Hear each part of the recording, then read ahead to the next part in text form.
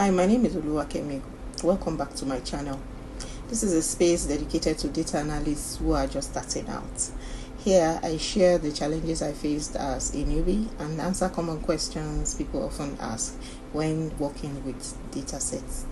So if you're new to data analysis and you're feeling a bit confused and about how to navigate this field and how to grow your skills, I suggest you stick around and subscribe. Today I'm backtracking a little to talk about some common misconceptions around data analysis. If you've ever wondered what data analysis is really about, then I recommend you watch till the end. Probably watch a lot of videos, explaining what data analysis is. But today I want to flip the script and talk about what I've learned that data analysis is not. I believe it's important to clear this up because, especially at the start, we get a lot of wrong ideas about what data analysis really is, and that can make learning feel overwhelming or confusing. So let's dive into it. First off, data analysis is not just about crunching numbers or making charts. I remember scrolling through social media and coming across dashboards and feeling a little bit overwhelmed. Dashboards are part of data analysis, but they are not the whole process.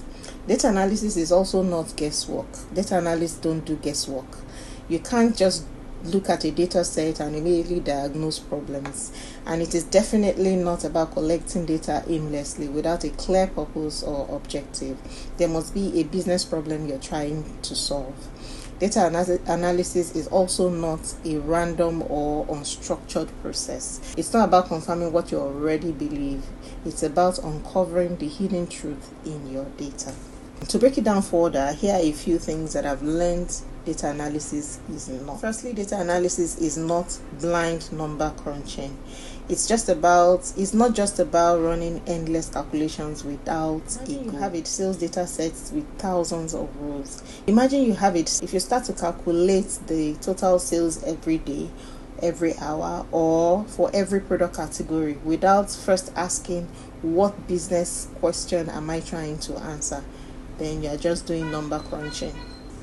Instead, you need a clear question like which product category generated the most revenue last quarter, or which product made the least sales last quarter. These questions guide what calculations or what filters you're going to apply to your data. Another thing that I learned that data analysis is not would be making a guess or jumping to conclusions before looking at the data. As a data analyst, you cannot make assumptions without evidence. For instance, you cannot assume that your product sales dropped because customers don't like your product packaging anymore.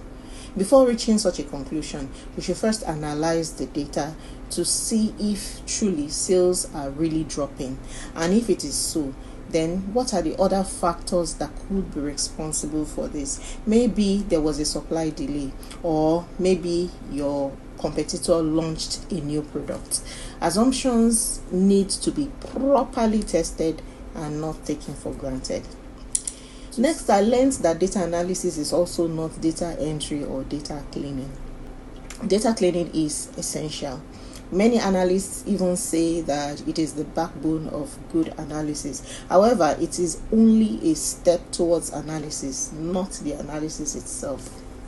For instance, if you spend hours fixing typos, removing duplicate entries, or filling out missing values in your data set, this work sets the stage, and it is an important part of your data analysis process, because if your data is wrong or incomplete, the result of your analysis would also be wrong. However, data cleaning doesn't reveal insights on its own. The analysis must come next, like summarizing trends or building models after your data is ready. Another thing that I learned that data analysis is that it is not a magic wand for instant answers.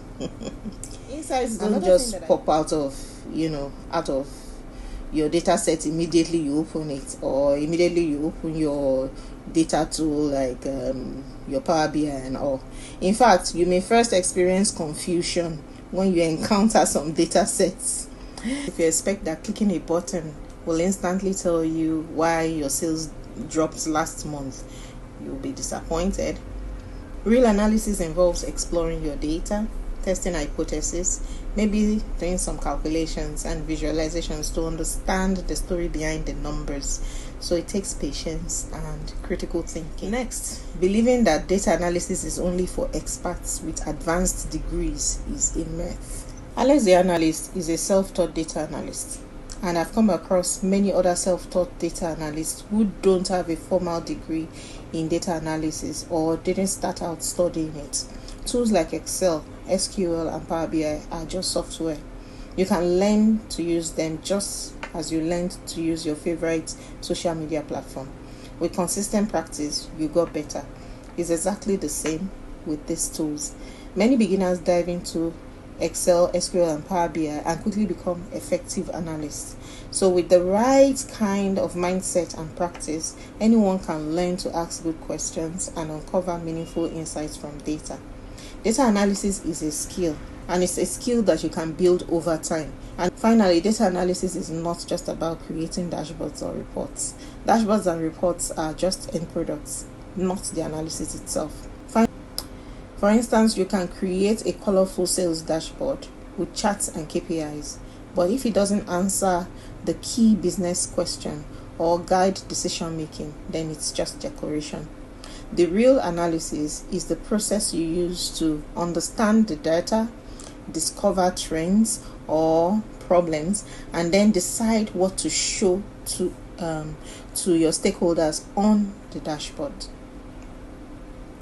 So in summary, data analysis is a thoughtful and deliberate process of transforming raw data into meaningful insights, which helps people make better decisions.